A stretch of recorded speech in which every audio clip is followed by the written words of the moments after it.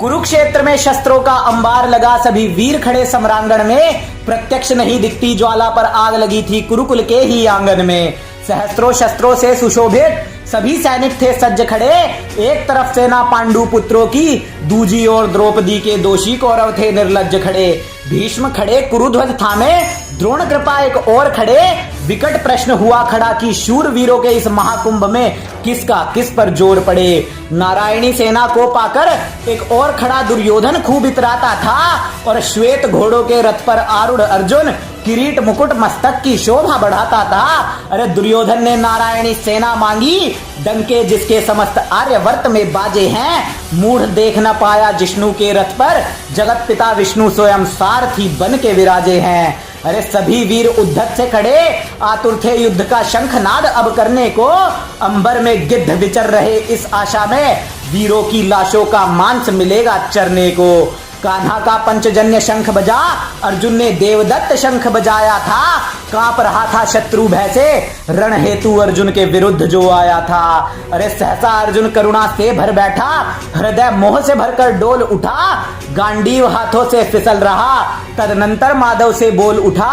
अरे हे माधव, दोनों सेना का मुझे निरीक्षण करना है। युद्ध में क्या मुझको खोना है, तनिक परीक्षण करना है। रथ को रणभूमि के मध्य ले चलो, सभी अपनों को देख कर आना है। अपनों की आहुति देकर जान तो लो, मुझे क्या खोना क्या पाना है। पार्थ के सभी मन के भावों को नारायण ने भांप लिया, धुरा संभाली रथ को रण के मध्य में था हाँक दिया। अरे देख अपने सगे संबंधी, पार्थ के हृदय भाव थे डोल उठे। करुणा से भर बैठे अर्जुन, तदनंतर माधव से बोल उठे। नाश करूं जो धर्त राष्ट्र का, समस्त कुल ही नष्ट हो जाएगा। जो गुरुओं का संहार करूंगा, धर्म नष्ट हो जाएगा। अरे जब आगे कोई गुरु न होगा, समस्त समाज ही पथ भ्रष्ट हो जाएगा। एक धरा के टुकड़े की खातिर कैसे खुद के बंधुओं पर आघात करूं। अनंत समय तक नरक भोगूंगा माधव, यदि आज मैं ये रक्तपात करूं। रथ की बैठक में बैठे अर्जुन, मोह का हृदय में ज्वालामुखी सा फूट पड़ा। अत्यंत शोक में डूबे अर्जुन, गांडीव हाथ से छूट पड़ा। मंद मंद मुस्काए कान्हा, पार्थ से फिर यूं कहते हैं। महाबाहु क्यों बलिदान से पीछे हटते हो, योद्धा युद्ध को सज्ज सदा ही रहते हैं। अरे ये कैसे मोह में लिप्त हुआ है, योद्धा तो केवल रण में शत्रुओं से लोहा लेता है। हे महाबाहु, इस नपुंसकता को प्राप्त हो जाना नहीं तुझको शोभा देता है। अरे हाथ जोड़ फिर बोले अर्जुन, माधव मुझ में क्रोध बहुत है, दिखता कभी कभी प्रतिशोध बहुत है। कैसे धनुष पर बाण धरूं, कैसे शस्त्रों का संधान करूं। अरे कैसे आगाज करूं मैं माताओं के रुद्रण का, कैसे काटूं कुल वृक्ष में ये चंदन का।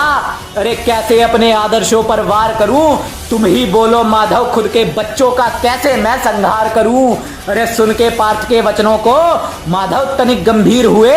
बोले माधव, वाह पार्थ, गजब के तुम रणधीर हुए। अरे युद्ध करना तो क्षात्र धर्म है, क्षत्रिय युद्ध से मुख मोड़ा कभी न करते हैं। युद्ध के इस हवन कुंड में बलिदान हेतु क्षत्रिय सज्ज सदा रहा करते हैं। जिनका वध करने से तुम डरते हो, कौन कर सका उनका खात्मा है। अरे शरीर तो पूर्णतः नश्वर है, किंतु अमर सदा ही आत्मा है। अरे जिस शरीर को नष्ट करने से डरते हो, वो किसी दिन स्वतः खत्म हो जाएगा। आत्मा ही केवल सनातन अमर है, ये शरीर तो अवश्य ही मिट जाएगा।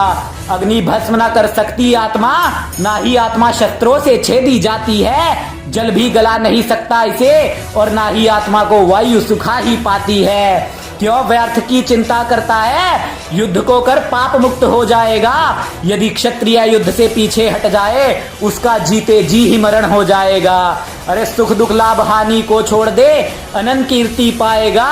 जय पराजय का मोह त्याग कर युद्ध को कर, पाप किंचित भी ना पाएगा। ज्ञान योग की बात तुझे बताई, अब तुझे कर्म का पाठ पढ़ाएगा। ये द्वारकाधीश वासुदेव कृष्ण तुझे अब कर्म योग बतलाएगा। ये द्वारकाधीश वासुदेव कृष्ण तुझे अब कर्म योग सिखलाएगा।